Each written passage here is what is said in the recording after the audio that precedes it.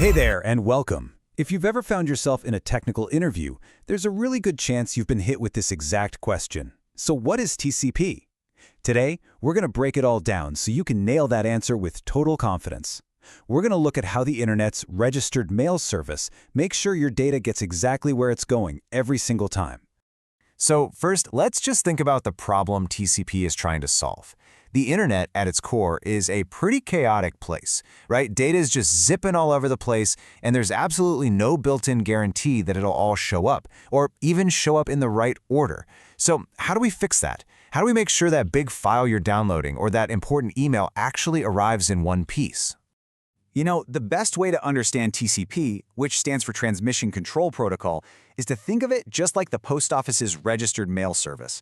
It's the system you use when a message absolutely, positively has to get there, intact with proof that it was delivered. Seriously, if you can remember this one analogy, you've unlocked the whole concept. Okay, so before you can send a registered letter, you have to be sure someone's actually on the other end to sign for it, right? Well, TCP does the exact same thing. It doesn't just start blasting data into the void. First, it makes sure to establish a formal, reliable connection. This whole process is called the three-way handshake. So step one, your computer sends out a little message called a SYN packet. It's basically like picking up the phone and asking, "Hello, you there?" Then the server on the other end replies with what's called a SYN-ACK packet, which says, "Yep, I'm here, and I hear you loud and clear. You ready?" And finally, your computer sends one last packet, the ACK, which just confirms, "Yes, I'm ready. Let's do this." And boom, just like that, with those three quick messages, a stable, reliable connection is officially open. Both sides have agreed and confirmed that they're ready to talk. It's only now that the real data transfer can actually start. All right, the connection is open. So how does TCP make sure the data itself gets across perfectly? This is where that registered mail thing gets really cool. It all comes down to two brilliant ideas: numbering everything and demanding a receipt for everything. See, you can't send a big file or a long email in one giant piece. It would be like trying to mail a 4-volume encyclopedia in a single, massive box. It's just not practical. So instead, TCP breaks the data down into these smaller, more manageable pieces called packets. And the crucial part is, it numbers every single one in order. Volume 1 of 4, Volume 2 of 4, and so on. Now here's the magic. For every single packet the receiver gets, it sends a tiny little confirmation message back to the sender. This is our receipt. It's technically called an acknowledgement, or ACK for short. It's basically the receiver shouting back, "Got packet number 1, check. Got packet number 2, check." This constant back and forth is the absolute heart of TCP's reliability. Okay, but what happens when things go wrong? Because let's be real, in a messy network, stuff gets lost. It's just going to happen. So what does our registered mail service do when it realizes one of its packages has just vanished into thin air? This is where TCP really shines. So let's play this out. Imagine our sender sends out 4 packets. Packets 1, 2, 3, and 4 are all on their way. But somewhere in that chaotic jungle of the Internet, packet number 3 just gets lost. It hits a dead end, never makes it to the destination. So the receiver gets packet #1 and sends back a confirmation. It gets packet #2, sends another confirmation. Then packet #4 shows up. Wait a minute. Because everything is neatly numbered, alarm bells go off. It knows right away that something is wrong. It has packets 1, 2, and 4, but there's a big hole where number 3 should be.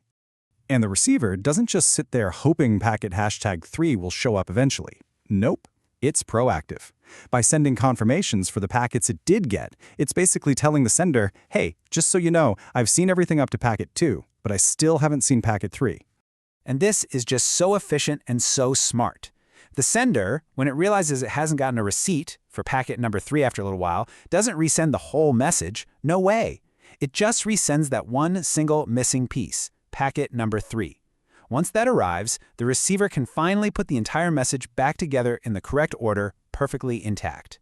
Now you might be thinking, whoa, waiting for a receipt after every single packet? That sounds incredibly slow. And you would be absolutely right. That would be a huge bottleneck. To speed things up, TCP uses a clever idea called a sliding window.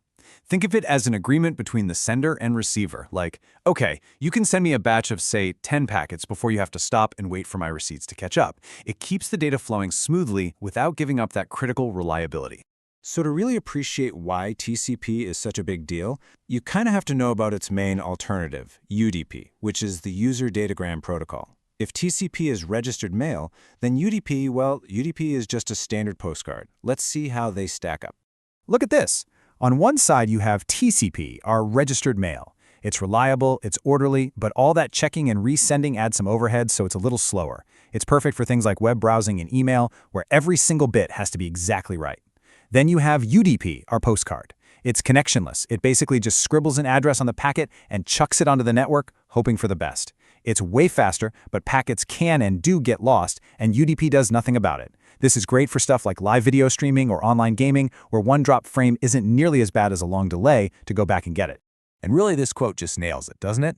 The choice between TCP and UDP is a simple trade-off. Do you need reliability or do you need speed? For anything that absolutely, positively has to get there in one piece, you use TCP. So if you're in that interview and you walk away with just one thing, let it be this. This is your money sentence. The whole point of TCP is to create a reliable, guaranteed delivery service on top of a network, like the internet, that is fundamentally unreliable. And it pulls that off using those handshakes, sequence numbers, and acknowledgements. And that leaves us with a fun thought to chew on.